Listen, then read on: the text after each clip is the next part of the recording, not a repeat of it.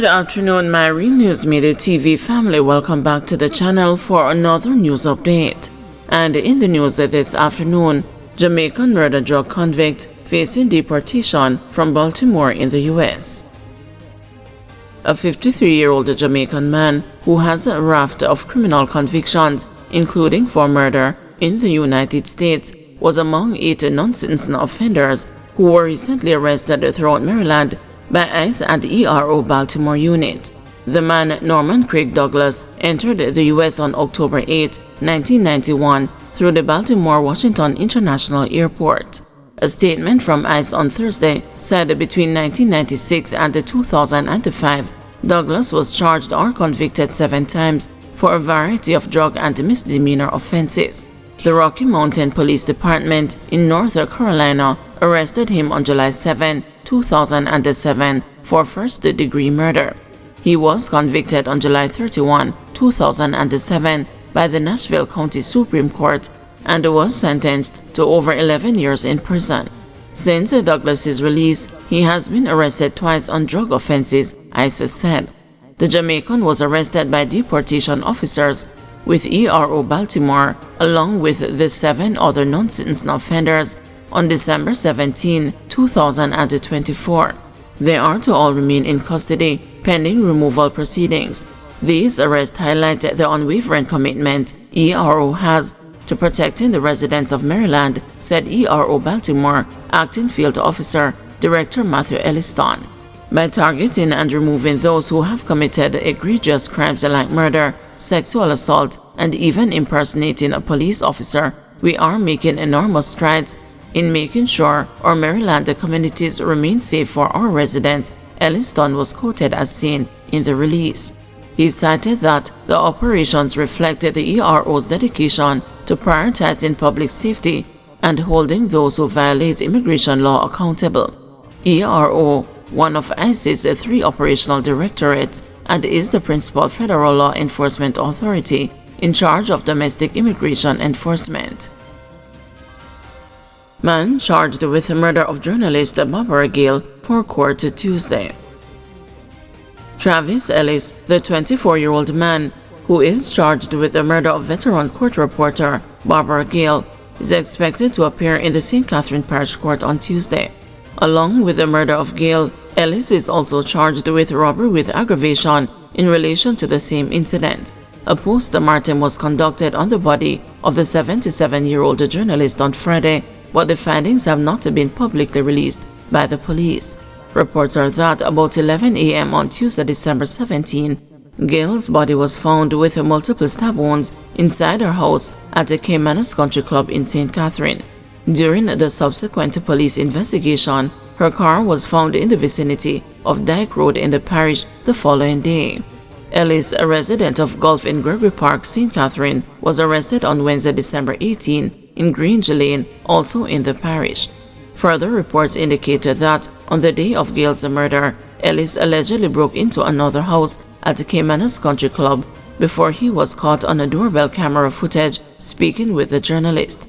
The police have also charged Ellis in connection to that incident. Trelawney police say interpersonal conflicts driving murders.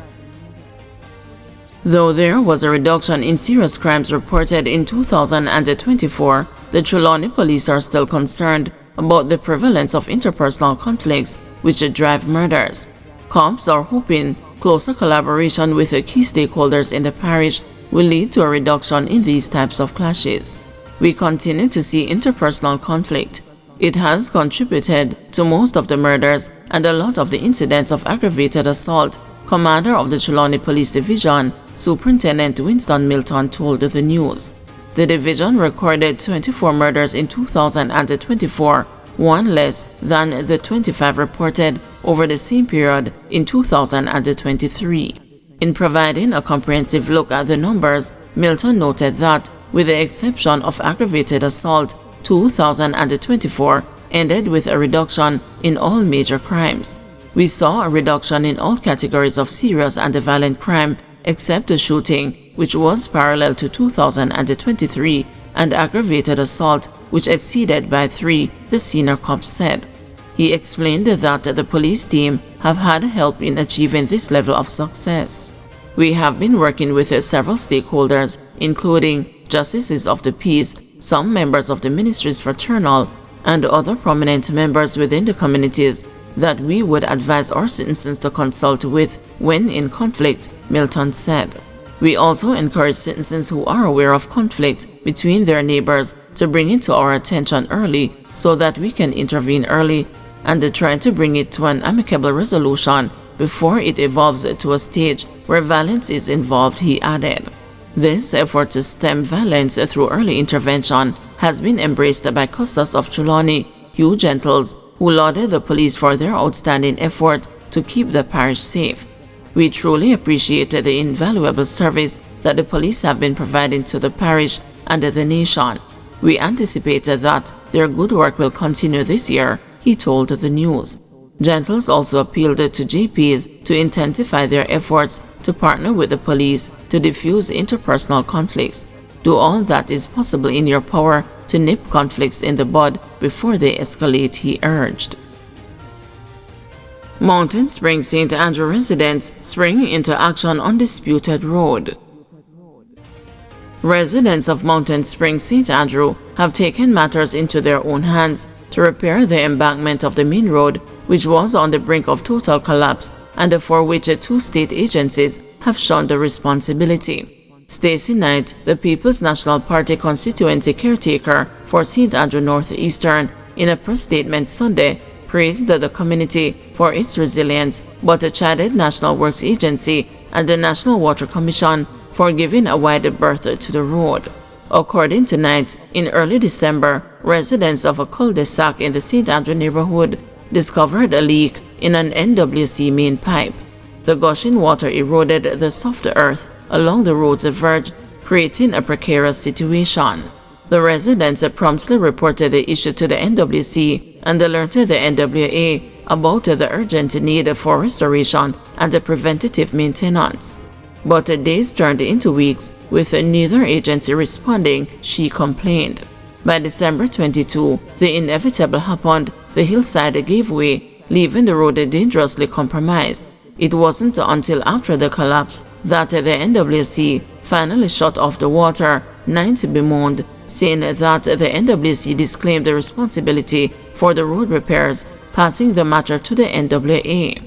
When NWA eventually visited, they too deflected responsibility, stating it was a local road under the jurisdiction of municipal authorities, she claimed.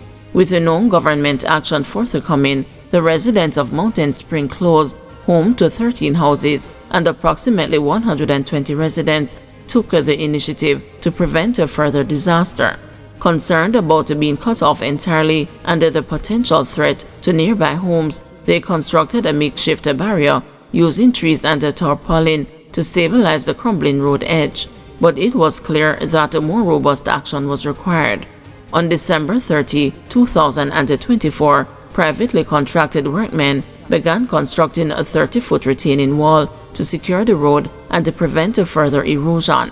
A resident described the situation as slackness, stating, "We have been calling on the authorities and nobody is doing anything about the problem. It is not a disaster waiting to happen. The disaster already happened when the hillside washed away, nearly taking the road with it. As the caretaker, I felt it was my duty to respond to the residents' calls, especially knowing that the Member of Parliament and relevant authorities seemed to be MIA," said Knight. She said during the holiday period, she visited the affected homeowners to gain an understanding of the situation firsthand and appealed publicly to the relevant authorities for immediate intervention. The retaining wall, built at the residents' expense, highlights the community's resilience but also underscores the systematic failures in public infrastructure management, and the Knight remains steadfast in her commitment to advocating for the people of Mountain Spring and ensuring their safety and accessibility are prioritized, the press statement said. Guys, thank you for watching. See you this evening at 6 p.m. for another news update.